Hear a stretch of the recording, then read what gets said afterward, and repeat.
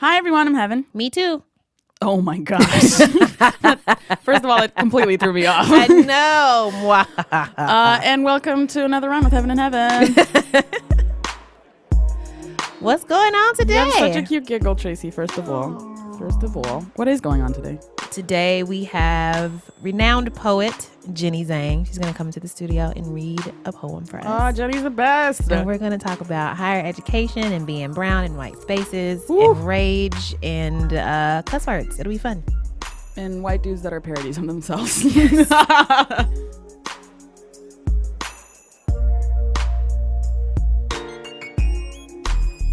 Oh, hey, Bam, hey, girl. Hey. When you get here. So one of the things that we like to do on this podcast is have fun for absolutely positively no reason other than fun is fun.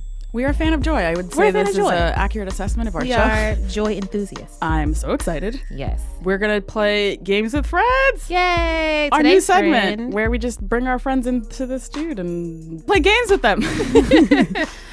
First guest, Bim Adewumi. You may remember her from her incredible episode, Don't At Me. Iconic. Bim! Yay! Games with Bim. Games with Bim. Playing a few games with Bim. That was beautiful. Thank you. Come on, Jingle. Come through. Call me Lin-Manuel Miranda. I will not do that.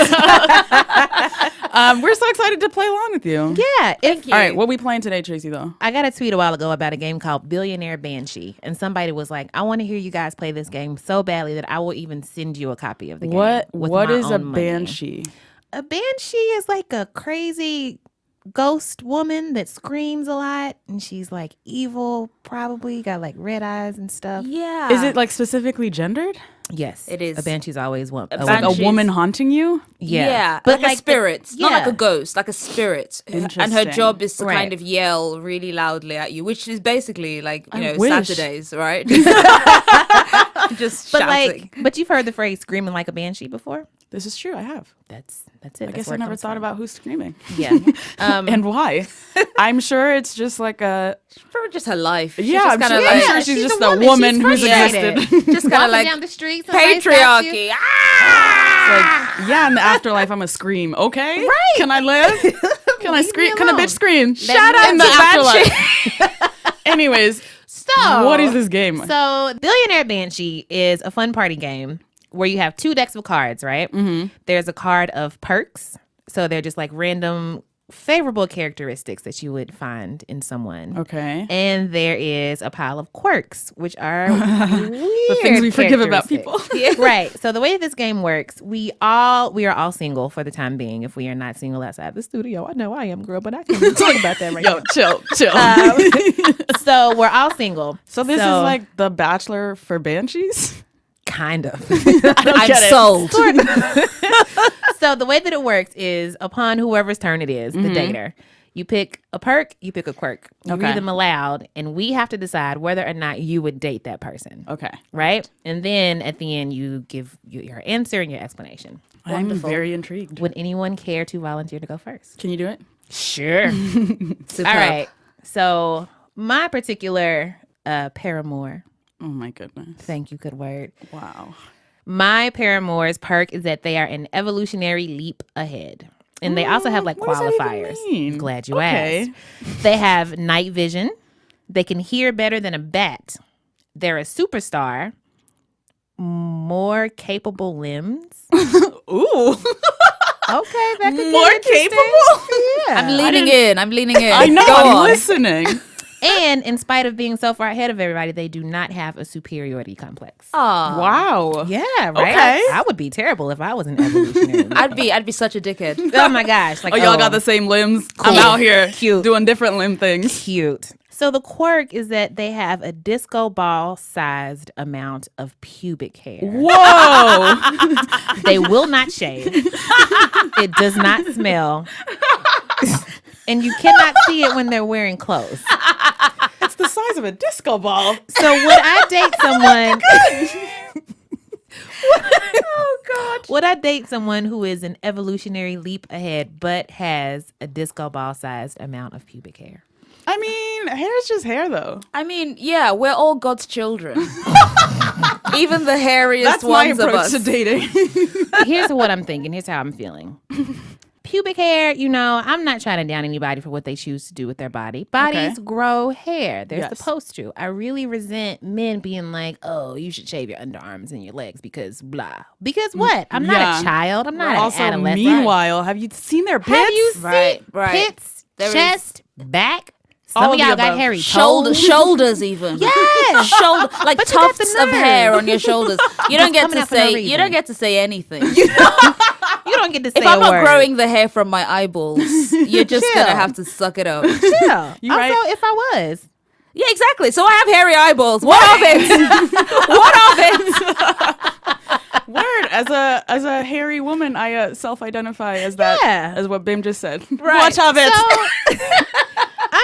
I'm thinking, yes, I would date this person who is an evolutionary leap ahead, who happens to have a disco ball of pubic hair that does not smell bad. I don't buy the physics of that. You can't see it. Well, that's just That's the thing. wild. That's the truth. You can't see it. Okay, Heaven, you wanna pick your two? Yes. Okay. Heaven's boo, come on. So Perk knows and can perform every sex act. Ew. So to further explanation, I don't know if that needs explanation. Yes. Some details. Willing to do anything you like. Good Shout at out. every sex act. Okay. Happy even if you like vanilla sex.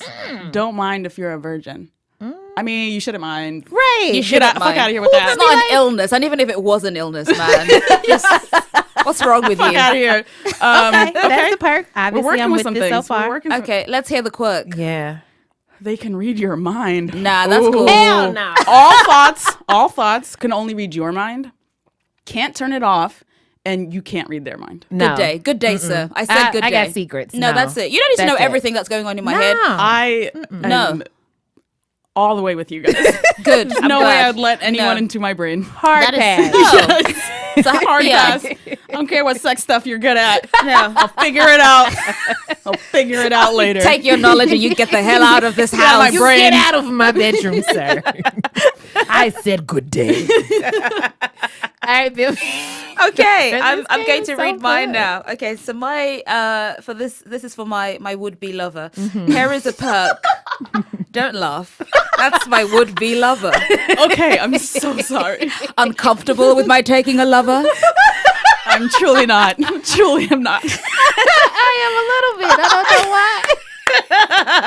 All right, Ben, what you got? Okay, so my person owns a super yacht. Ooh, Yes, yacht exactly. party. What is a super yacht? It's like a yacht, but like it's like a yacht on steroids. Like it's a lot. It's the kind of yacht Russians own. Rich Russians. Wait, So what? Specific. They have a specific kind of yacht. Oh, just for haven't rich you Russians? heard about the super rich Russians of Why would London? I have heard about super Well, rich Russians. of get on my London? level, Tracy. I'm trying. I'm waiting Get on you on my to upgrade level. me. What? Okay, so my person to All owns. Scrappy. Oh God, my person owns a super yacht. They love taking exotic trips on it. Okay. The yacht is fully staffed. Ooh. They can afford. Yeah, Okay, we got right. people. I'm richer, I'm bitch. listening. So my yacht is fully staffed. They can afford the yacht. It's a smooth ride, which means there is no seasickness. Okay. And this is the best bit. The yacht has a built-in hamster circus. Wait. I'm sorry, what? Hold on. I don't understand. It's a circus What for are the words you hamsters. And Let's pass out that sentence. It's a hamster circus. wait. Like a circus for hamsters to come and enjoy the show. No. Or the hamsters are the It's a circus performers? show made of hamsters. Okay. So, like, They can do tricks. I feel like that'd be so boring is what I'm thinking. Are you mad? Hamsters are perfect. For a circus? They don't have okay, souls. can't trap first of all. you. Riddle me Whoa. this. Okay, first of all, imagine seeing a hamster in a tiny biplane, Okay. wearing goggles, Okay, and a little cute. scarf. You know what? Very I am. cute. You're right. I'm flying in. around. No one can Yeah, deny but they that. can't. They can't like enjoy it though. Who because told you that? They don't have souls. How many hamsters do you know personally? I met Ooh. one. See, that one is not a it's not a proper sample size. Okay, but I've You seen think lots one of can speak pictures for all of them, hamsters. Tracy? You think I'm they're just all the saying. same? For hamsters, yes, I do. You think hamster lives don't matter? No. Is that what you're saying? Yes. Okay, fair enough. All right. Let me read the quirk Okay. now. Okay, so. Oh, anyone that they text turns into a stuffed animal. What? Yeah. That's horrible. Absurd. That's really absurd. Wait. Yeah. Oh, wait. They're like qualifiers, though, right? Yeah. Okay. So it says they won't text me. So they won't text. Yeah. The stuffed animal cannot talk or move. Okay. The animal does have the victim's mind. Jesus Christ. This is a horror film. This is a terrible horror film. Oh my God. And then there is no way to undo the curse. Oh, snap. And they will stop texting if you want. Oh. So if I'm ever like, don't text anybody else and turn them into a stuffed animal, he's like, all right. Yeah. Or do text someone else. Yeah, right. That's what I'm wondering. Like, if I can control this, then hell yeah. I got a list of folks that I need, like, you want to turn into stuffed animals. Silence. Like, I want them to go away, but silence. not die, That is the word. not die, though. That is the grimmest sentence you've ever said. I don't want them to die. I just want them to be silenced. Just don't ever say anything again. That's serial killer talk. It is. I do feeling uncomfortable. I feel like you could very easily change that person to like a phone lifestyle or an email lifestyle. They don't have to text. Yeah. Right, that's true. That's very true. I don't even like texting. I'm not a fan of texting. What? Wait. Yeah. Talk to me. people? Talk to me. I call people. What? Yeah. Do you I'm find that they person. enjoy that? Texts are ridiculous. I don't like them. Mm-hmm. They take up time. It's They do. easier a lot of the time just to pick up the phone and say, listen, I'll see you at 4, yeah? All right, see you at 4. Bye. That's Listen, it. I feel like that's I hear not you. true. I hear you. I am a poor texter, Same. so I'm not even a good defender. Right. But I would prefer, if I'm going to fail at either calling somebody or texting somebody, I would prefer text to be like my thing that I'm just like not good at. I do feel like one thing that's true about millennials is phone anxiety. Yeah, it's real. Really? It's I do think that's real. Listen, when I first started therapy, one of my things that I wanted to work on was like having phone conversations. No, same. Like, I'm not saying it's always easy. I'm just Yeah. saying that it's easier. Texts are just terrible. That's just my feeling. So based on that alone, Okay. I'm kind of like we don't have to text at Yeah. all. So no one needs to be stuffed. All right, No Bim's one. lover that So, she's okay. taking Yes. does not text. Like, okay, but what if this person gets real vengeful? Like, what if we have a fight and he's like, I'm going to text your mama. And I'm like, no. And he texts my mama and turns her into a stuffed animal. Precisely. This is too dangerous. Nah, I'm not. I'm not here for it yacht's either. not worth it. No, because It's you know not. what? It's bad enough that people can put out like photos that you sent while you were together. But then you might be able to turn my mother into a... That's too much power. No, one I love man my or mother. woman should have that No much one power. should have that much power. No. Okay. Get out of here, yacht guy. Get out of here. Take your super yacht with you. Can you please come back so we can play more rounds of this? I would absolutely love to come back. Games with Bim.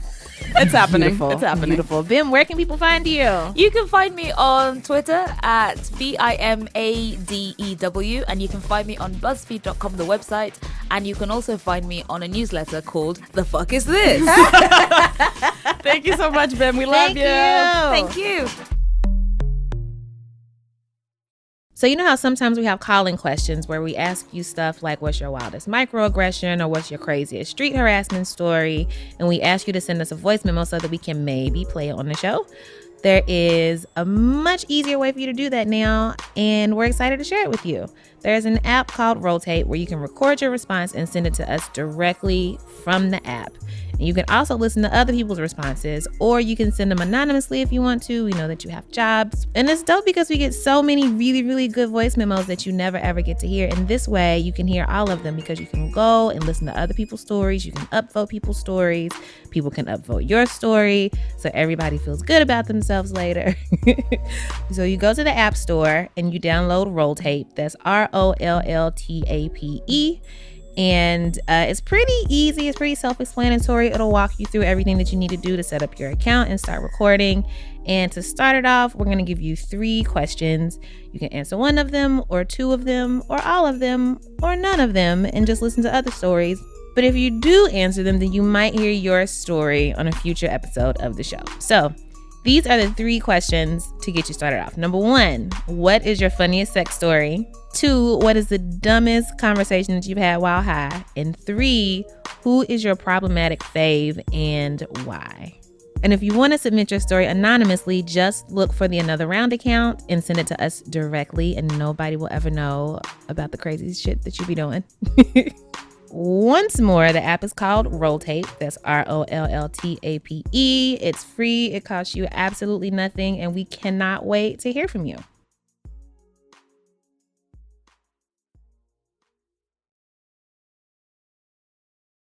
We are very excited to have Jenny Zhang in the studio, poet, writer extraordinaire. Jenny, I know you brought a poem to share with our Another Round listeners. Can we get a little taste? I did bring a poem. I know how you guys feel about poetry. I like good poetry. And I have a good feeling about yours. No, poetry should be judged harshly and with standards. Okay, this is a poem called I Would Have No Pubes If I Were Truly in Love. I love it already. This I know, this I'm sure of. The only non-white person at the poetry reading was totally related to me. I don't call anything a dream. Your primeval stink really gets me. I think fucking is P and V, but later my mom tells me there's more. Is P pussy and V vagina, I say? You must try everything, she says. I say it too, always striving to be someone's mirror. Everyone tells me I am my mother's mother. Both of us were born with curly pubes that straightened out late in life. She tells me about a Chinese academic, and I'm like, I'm a Chinese academic.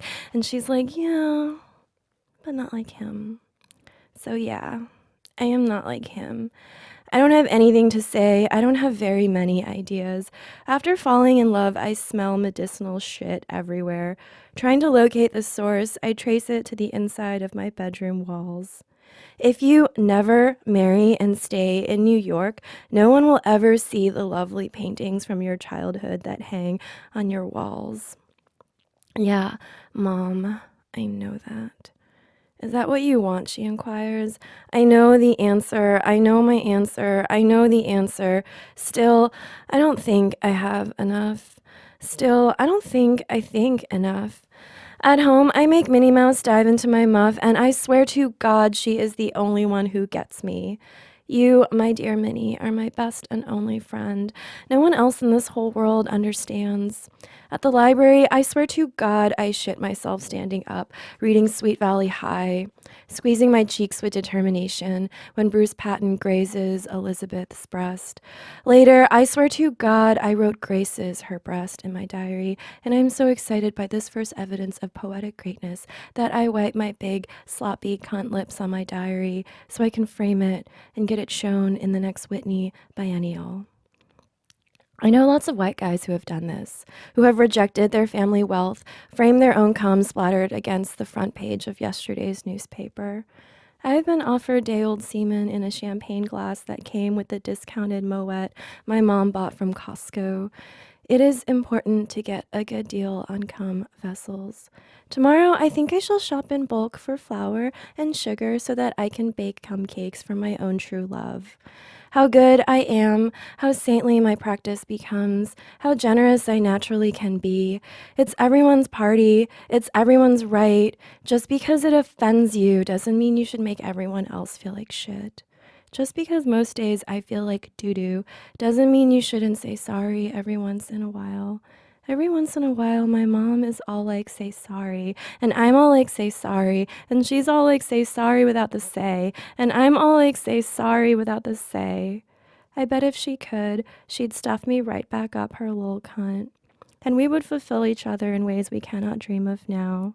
It is not so doo-doo to be admired when someone says, I dream of your rice paper skin and those almond milk eyes, and your water lily breath gets my American hamburger so completely solid. And like, yeah, I know. You think I don't see myself the way you see me? But I'm not going to make this about me.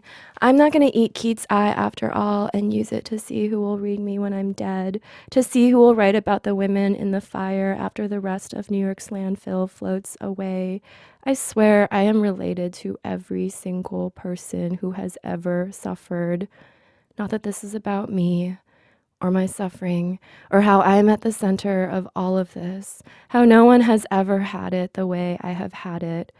People who know me ask, how does it feel that the most tragic thing about you is something the average person cannot ever see? It feels secretive, I shall say, at the next party. It feels wonderful, I shall say, at the next dinner. It feels tremendous, I shall say, at the next wine and cheese. I feel everything, I shall say, to the one person who has suffered nearly as much as me. We are both so lucky, I shall say. We have both lived so much, I will say. Don't you think so? I find myself saying. Don't you feel it to be true? Oh my God, yes. Yes, girl, yes. That was a journey. I know. So one of the things that I really, really admire and have always admired about poets is their willingness to like use their own traumas and like their own bodies in a way to tell stories and like do a public service to other people, which I feel like you were just talking about.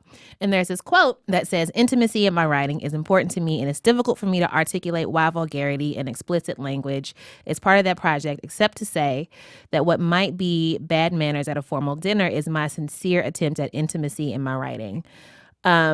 Wait, did I say that? Did you? Not? Did you not? I did say it. Oh my God, I forgot. I thought it was so beautiful. Yeah. Thank you. So that's I'm definitely an oversharer now Yeah. as I sit here in front of everybody as a 33-year-old woman, but it's not a thing that I learned when I was writing poetry. How does your family interact with your art, if they do? Yeah. Because I know that when you were reading your poem earlier, I was like, oh my gosh, she said pubes and the C word, and she's talking about her mama in She the said same pubes poem. and mom in the same sentence. Right. I was like, oh my goodness, clutching my pearls. How do you do that? Like, Yeah. do you worry about like what your family might think or say, or what like people that you really, really respect and don't want to like quote unquote let it? Because I mean, everybody knows that a vulgar woman, quote unquote, is like scandalous, which I think is ridiculous. So how do you navigate that space? Yeah, how do I behave like a slattern? What does that word mean? That's a great word. I think it's like what Shakespeare used to describe like whores. I love Shakespearean Like insults. knaves and slatterns. I love it. I tell myself that my parents don't read it, which is not that delusional because my parents, English is not their native language. So for my mom, for example, I tell myself that she can't understand it. I mean, anyone can Google Translate anything. Right.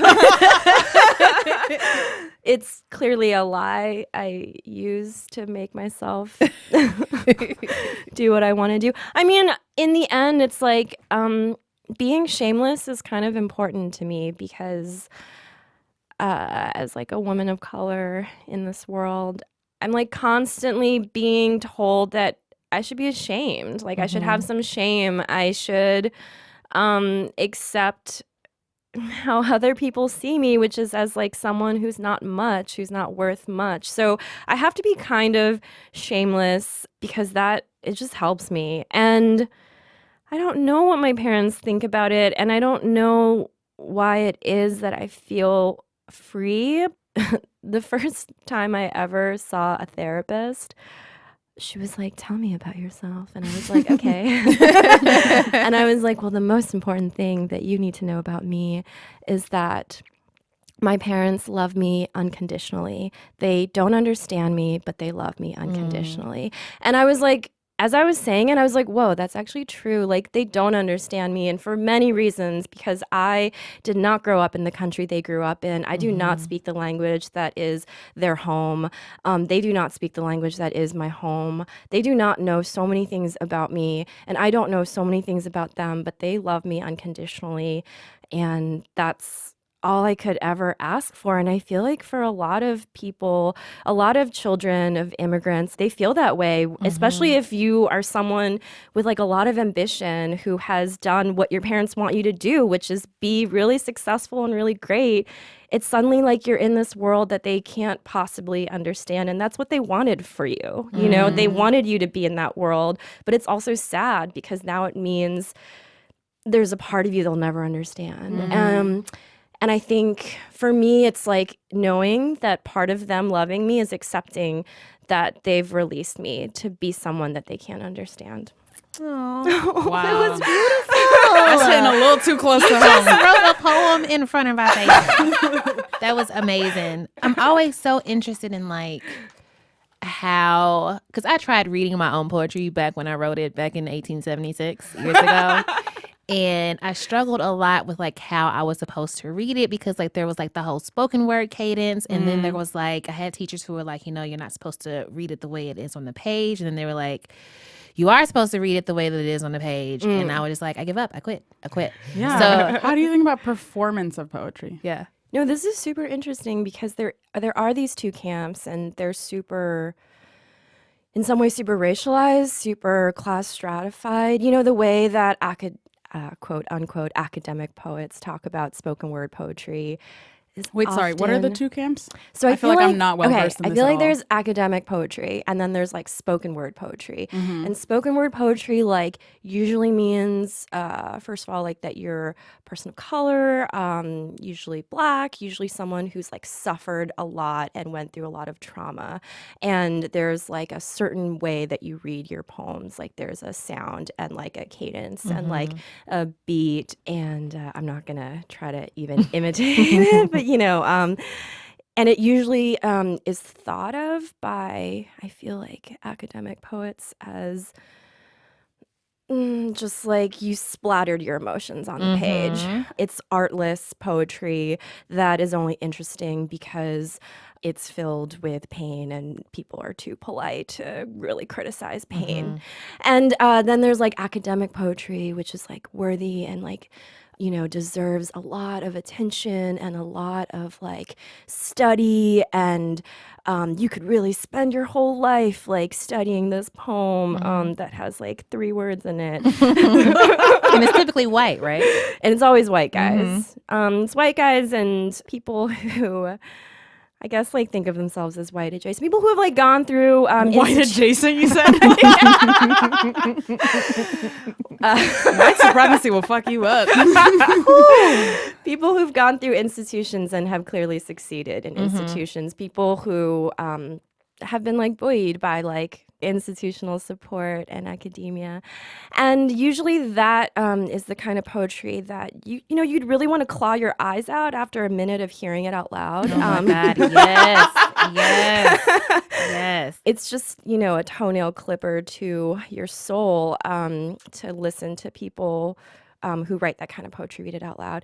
I mean, there's a whole other world that exists beyond, between, and outside of that, where it's like people who don't necessarily feel like they come from the tradition of spoken word, but they also don't come from the tradition of like academic poetry. And there's somewhere in between, like they're a little too weird about their trauma to really be like accepted by like people who are like fucking amazing at spoken word, but they like have they're too interesting and too fun to be in academia. Yes, exactly. And so I'm just like I don't know, there's no home for those people, and you kind of have to make your own. And I feel like, I don't know, Tracy, maybe you didn't have a home for your like brilliant poetry back then. You know what? I really feel like I didn't. And rather than create that home for myself, I was like, poetry's just not garbage. For me. Yeah. I was in grad school for 2 months, exactly 2 months. I went to... That is the appropriate amount of time. And I studied poetry at Temple in Philadelphia. I was one of what I recall 2 Black people in the entire poetry program. Was your program like that? Oh my God, I don't think there were any Black people in the poetry program. Because you got your MFA in poetry, right? Yeah, actually I got my MFA in fiction. Oh, fiction. You went to that famous writers program, the MFA program in Iowa. Yeah, I went to the Iowa Writers Workshop. I think my year, there were 2 people of color in the poetry program out of 25 or maybe 50. Ugh. I don't even remember. I mean, it's changed, but yeah, I was like that. Yeah. Okay. So, I mean, that to me wasn't like a shock because I come from a school that basically had the same number of like brown people on the whole campus. So I was cool with being the only brown person in the room, but I was like, this is going to get very sticky when it comes to evaluating like the worth and merit of our work, right? Yeah. So, teacher was this white lady. Bless her heart. Bless her heart. I already feel heavy. I get to class ready to talk about what a poem means, right? You know, what the author is going through or the speaker is going through this situation, and this is how they're like conveying like the meaning. And I found that they weren't interested in like the meaning of a poem. They were interested in like the mechanics of a poem. Right. And I was like, well, this really, I don't want to do this for an entire semester. Yeah. And so after a few classes, I'm like, all right, let me talk to this nice white lady about the struggles that I'm having in this class, because I had talked to the other Black girl and I was like, you know, the teacher sometimes says really shitty things about race. Does that bother you? She was like, oh, you get used to it. It's how she is. I'm like, cool. Never talking to you again. We don't need to interact anymore. So I went to her office hours and like I was like stressed. It was my first time away from home, first of all. Yeah. I'm in Philadelphia. It's huge.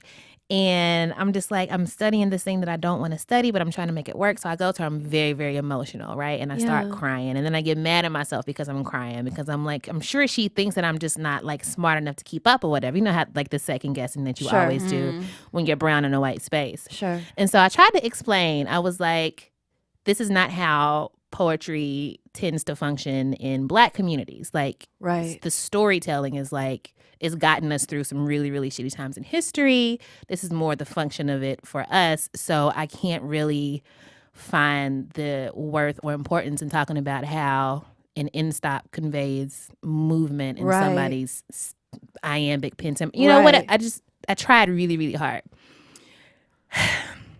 And this seemingly nice white lady in the next class spends 20 minutes, and this was her attempt at like smoothing over this chasm that I was explaining to her. Yeah. She spends 20 minutes describing to the rest of the students in the class the differences between white poets and Black poets. Oh my God. And that included her saying, well, you know, Black people talk very rhythmically like this and Oh God. And it was in that moment I was like, I have got to get out of here. Yeah. Because and even before, like I gave it one more like hurrah, and I wrote one of the worst poems I've ever written in my life, because I was just trying to write something that everybody could like digest in the way that they were like used to digesting it. And I just felt so erased, and I felt like I was being told that like my work was worthless indirectly. Yeah.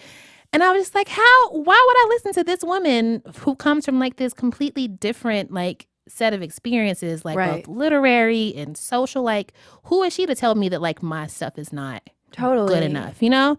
So I got the fuck out of there after 2 months. You stayed. Tell me why and tell me how.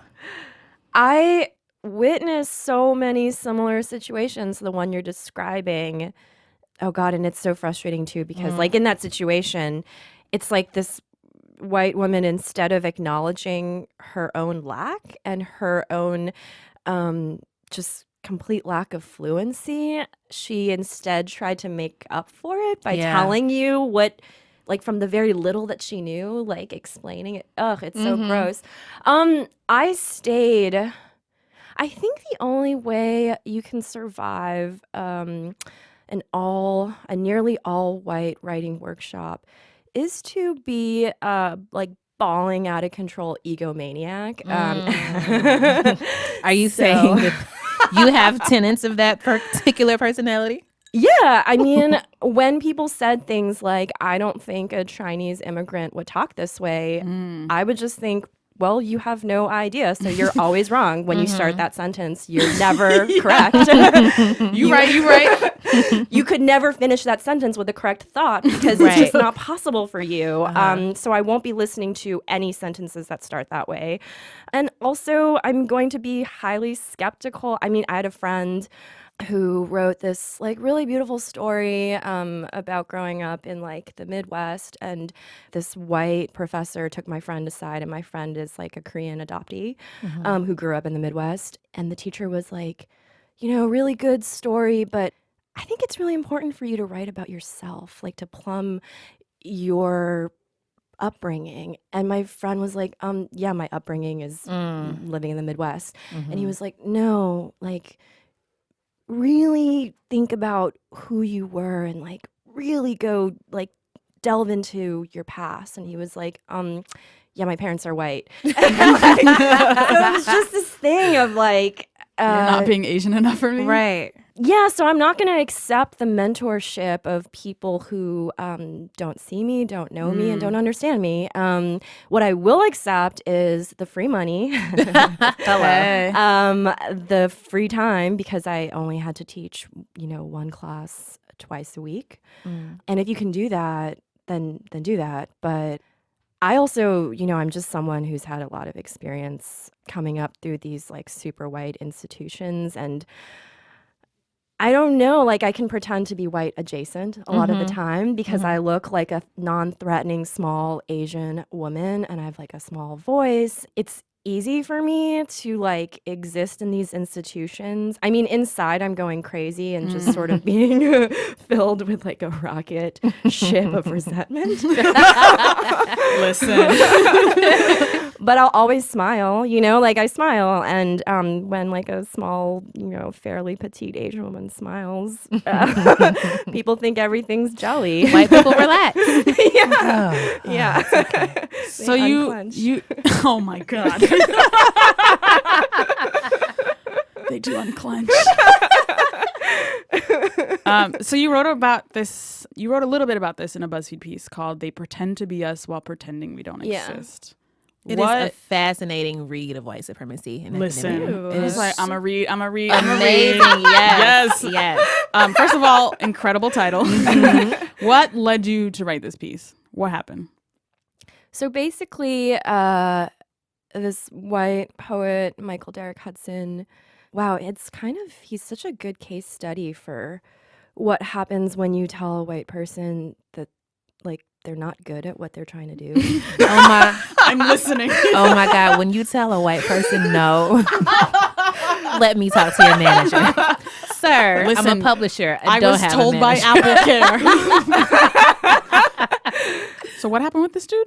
He'd been publishing poems under his name, Michael Derrick Hudson, and then there was this one poem that he couldn't get published, and he decided to submit it under the name Yifen Cho, which is like a Chinese woman's name. I don't even know if he knew like the gender and actual ethnicity, but an exotic Asian-sounding name.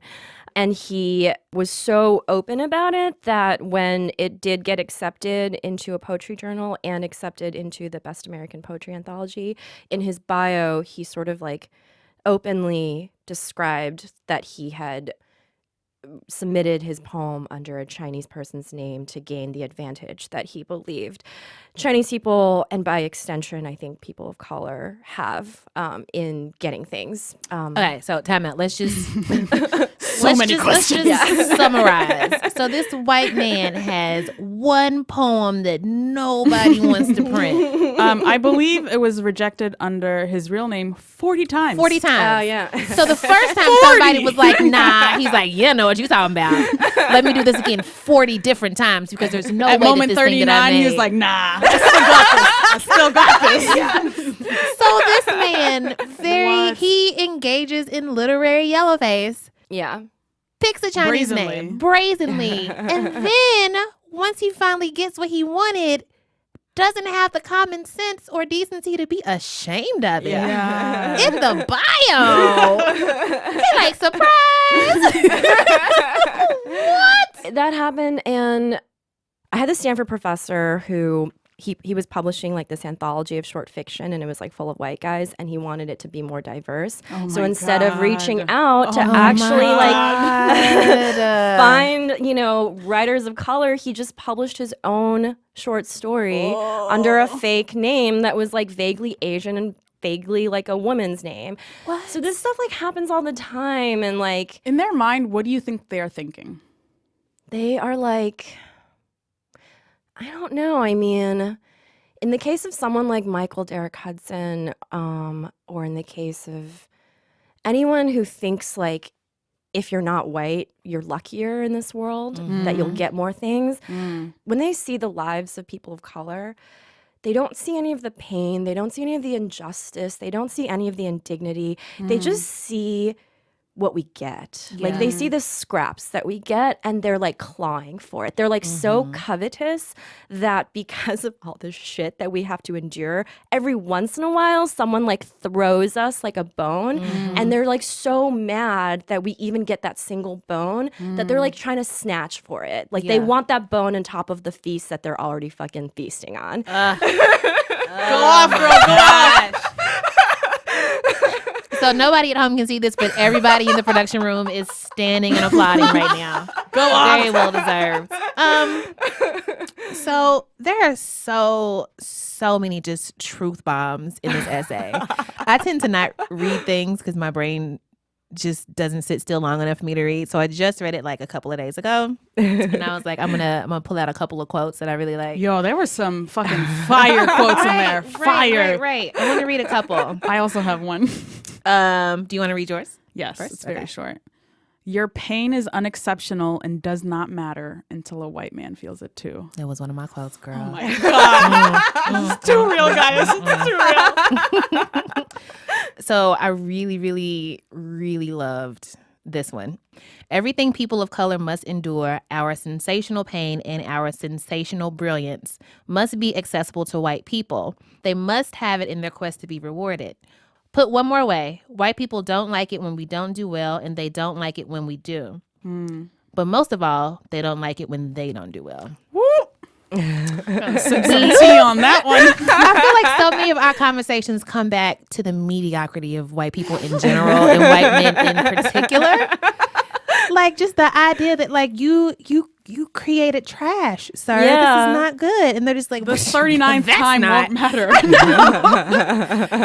Insane. Yeah, and also like you created trash because your imagination is very limited. And like it makes sense. Like your imagination is limited because you've never had to imagine what it's like to be anyone other than you. Like no one forces you to have to see someone who doesn't have an identity that maps onto yours exactly. So like no wonder like it's just a muscle they haven't developed yet. Were most of your professors, I assume yes, they were white in Iowa, but were they? Yeah, every single one of them was white.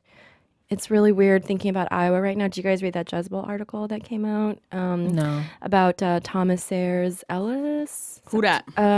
Thomas Sayers Ellis. He's this black poet who was teaching at Iowa. He was a visiting poetry professor at Iowa.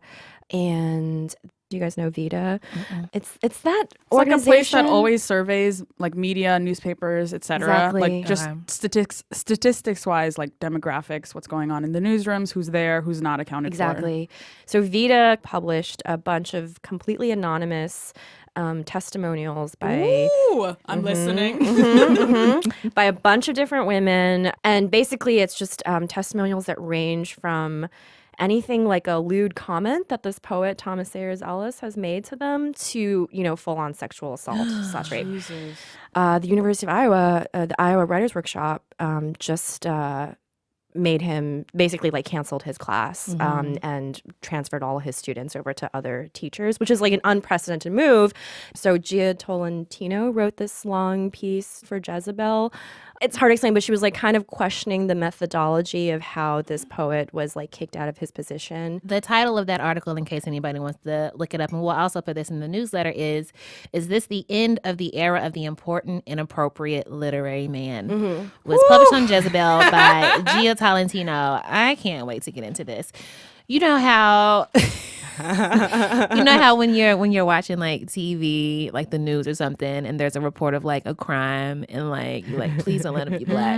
That's what just happened to me. I know. I was like, no, bro, Lost we can't one. afford this right now. We can't afford it. I know, it sucks. It's not to say like they shouldn't, be fucking punished for assaulting and hurting women or whoever, but it's this thing of like, I'm often like, well, how do you think someone who has their own set of trauma and their own just pain to deal with, like, how do you think someone like that gets to this position of power that they get to? Like, there has to be an element of like ruthlessness in like their climb to power. Yeah. And that's why I'm like not surprised sometimes when like men or women of color are like then exposed to have like done something that is like truly horrible and repulsive.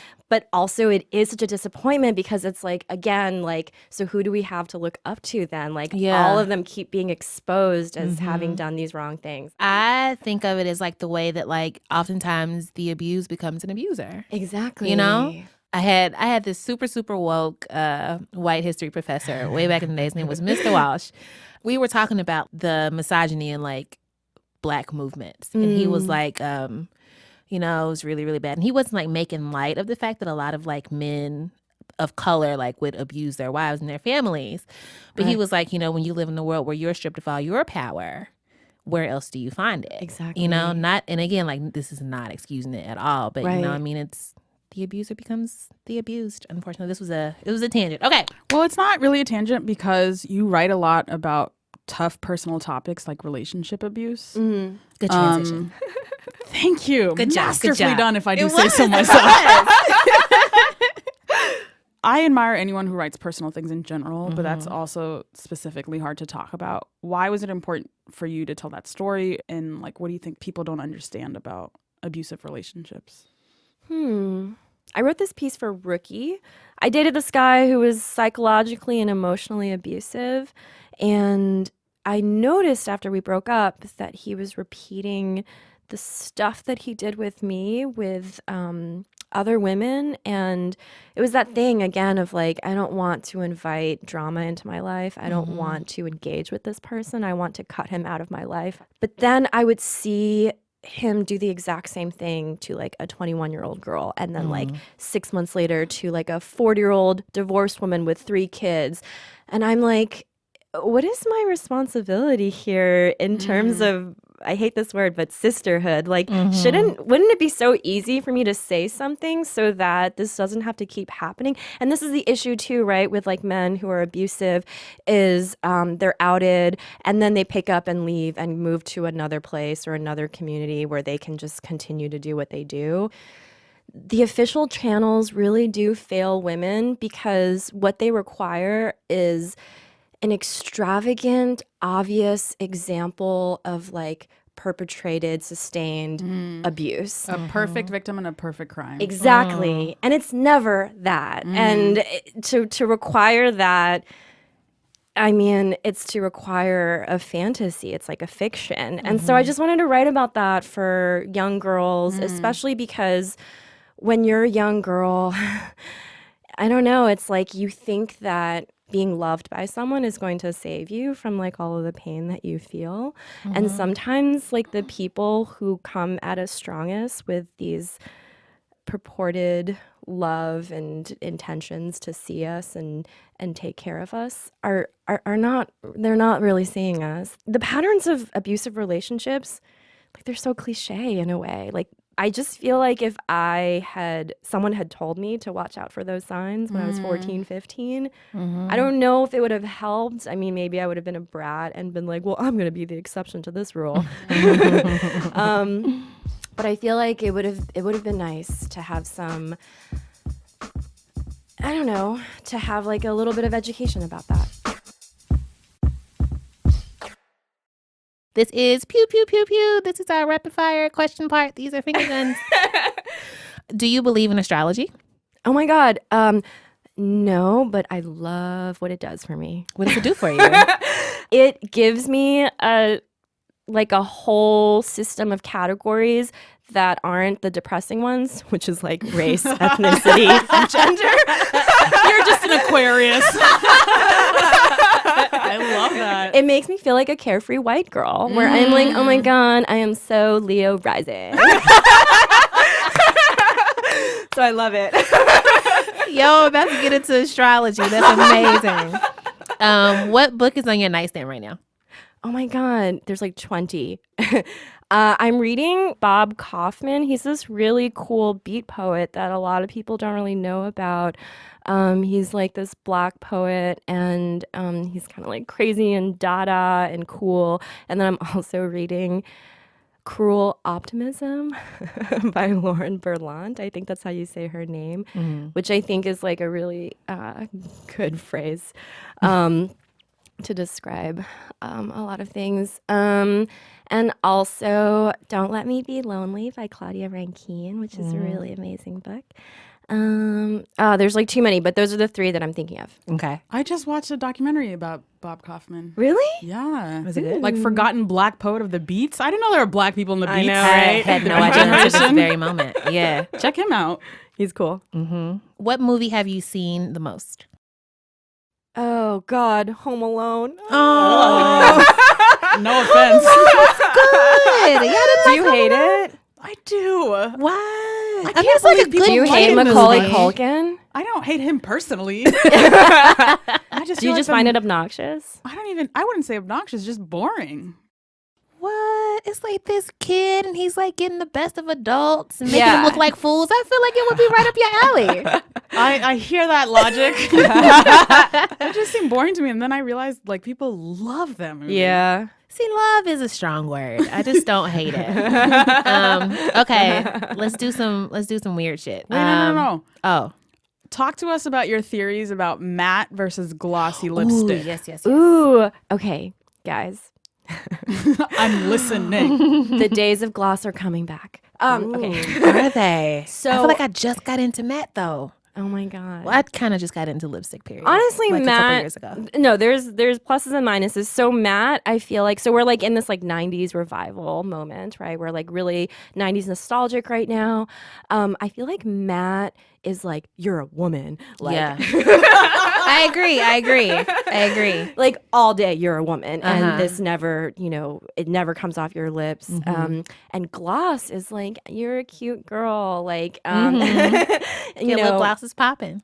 Yeah, you're so cute. You wear backpacks. There's butterflies swirling around your head. And Matt is like Kylie Jenner. Your face is a 38-year-old's face, which is like a white girl thing. Lord. But I know that you're a teen, and I feel like we are like about to move away from matte into gloss, because the early aughts was all about like Christina Aguilera and Britney Spears and Extra low-rise shiny. jeans. Yeah, extra shiny. Wait, so you think in a few months, years, Kylie will be rocking glossy, not matte? I think so. I don't Yes. know. I don't know. Maybe she never will. Like, maybe gloss will never come back. Actually, as I was thinking about this, I was like in San Francisco thinking about this, and it was like really windy, and like my lips were just like my hair was just like all on my lips. Yeah, and like that's with the gloss situation. gloss. yeah, it's yeah. so sticky. Yeah. And then when Also, once I got a gnat trapped in my lip gloss. oh my God. Yes. Are you serious? Yes. A gnat. I'm appalled. A gnat. I was like, all right, we're done here. This is the end of my gloss. But you know who loved a glossy lip though? And she's very, very Oh my important to God, me wait. as an icon. I was gonna get. Can I guess? Yeah. Is it? No, wait. I'm not gonna guess. I was gonna say J-Lo. Oh no, that's not who I was gonna say. Okay. Love J-Lo though. She's so glossy. So glossy. I was gonna say Tiffany Pollard, aka New York. Oh my God. Oh my the God, VH1 franchise. I yes. remember there was a scene where she was like, I don't care if I don't have anything else on my face. My boobs have to be up to my chin and my lips have to be glossy. And I was like, you know what? Yes. May you always have glossy fried chicken lips, girl. May you always. Gloss girls are more fun. I'm just gonna put that out there. You know what? I have like 2 or 3 glosses at home. I might test this theory at some point during the week. What is your favorite 90s fashion trend that's coming back? Ooh, I don't know if it's coming back, but I love super wide leg jeans. You know, the ones that can fit 4 or 5 pairs of legs. I think they are coming back. I've been seeing more No. bell bottoms, and that's like step Yeah. 1 to No. like the full person pant leg. Yeah. Are you Full person super is coming. against like the Janko? It's too much. Yeah. They just don't. It's seem just very, too much like- fabric. Yeah. Like, what if you get caught in the rain? It's gonna take you 7 hours to get home, unless you're doing all kind of crazy squats. You don't have the leg strength for that much wet denim. You don't. True. Okay, now let's get weird. Okay. Would you rather have an incredibly adhesive face, right, Cool. or an incredibly magnetic crotch? Magnetic as in not like all the boys and girls are trying to get in it, Right. but like Literally metal attracts is metal. like attract. Yeah. Are there penises in the world with the opposing metal? That is a great question. I guess if somebody had like a piercing, Oh then God. yeah. I don't really want like pierced dicks like flying into my crotch. So I guess I'll have to do the adhesive. It's like a Scotch tape adhesive. Yeah, like things just get stuck to it. Gnats, for example. Hair would get stuck to it. You know, you hug somebody, then their hair would get stuck to your face. I would shave my head bald and only befriend bald people and do the adhesive. Okay. I respect that. I don't want to leave. I know we have. This was such a good conversation. Open invitation. Please come back. I would love to. You guys are the best. Oh, you're the best. So where can people find you and your work? I guess you can find me, in like the lawless land where everyone resides, the internet. I'm Jenny Bagel, like bagel with cream cheese, on every single social media handle, so you can find me on all of them. All right. Is there a website where people can read more of your poetry? I guess you can go to jennybagel.com or just Google my name. There's like 60 other Jenny Zangs, and you should also get into them. All the Jenny Zangs. Yo, thank you so much for coming. So fun. This is Thank so good. you. Thanks, guys.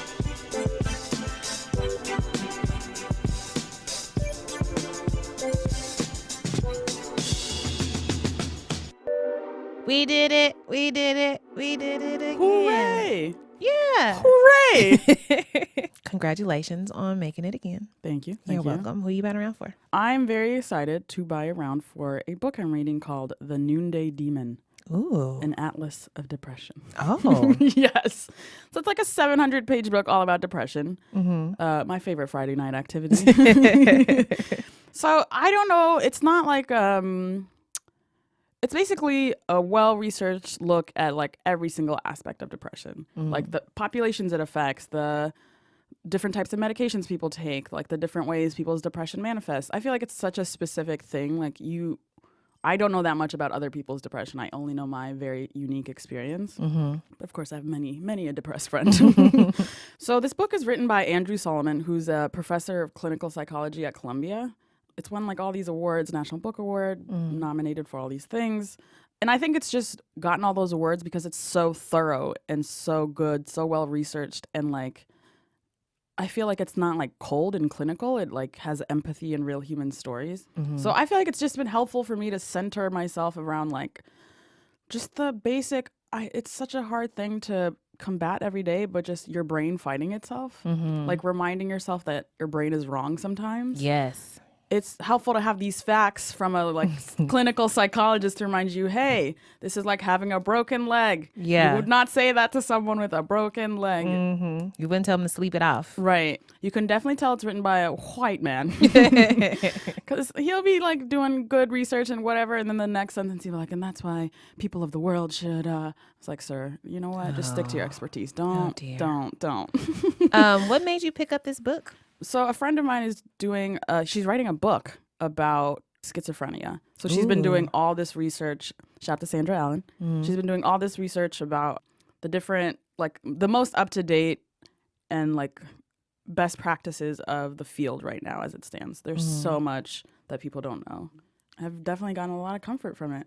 Nice. And I've given it to people and they're like, wow, I understand myself better. Wow. Yeah. Say the name one more time. It's called The Noonday Demon, an Atlas of Depression. Which is a great title. I know. Noon as fuck, yo. Coming out the paint for no reason. Who you buying around for, Trace?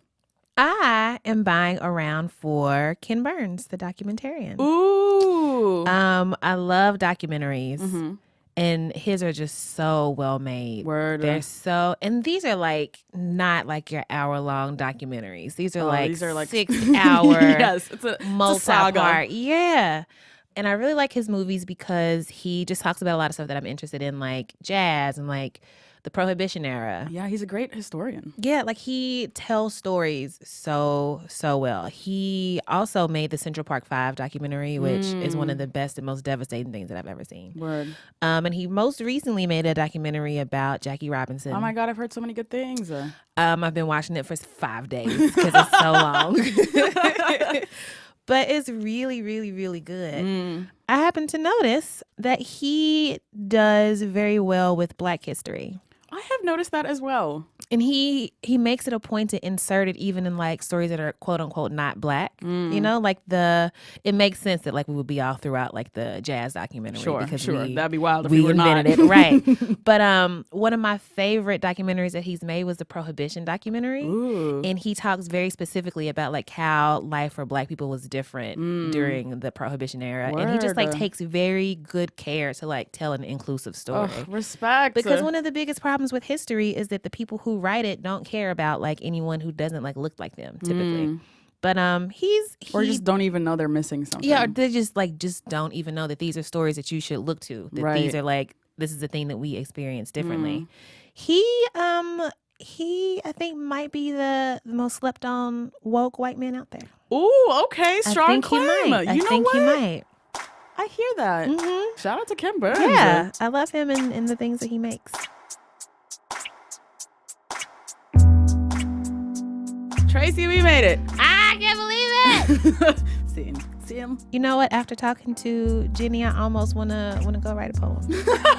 Highest praise from Tracy That Clayton. very, very high. Yo, shout out to Jenny for coming through. And for reading us your badass poetry. Yes. Shout out to the Pod Squad. Pod Squad. Hey. Nah. Na. Oh. Can't jig it with it. Na.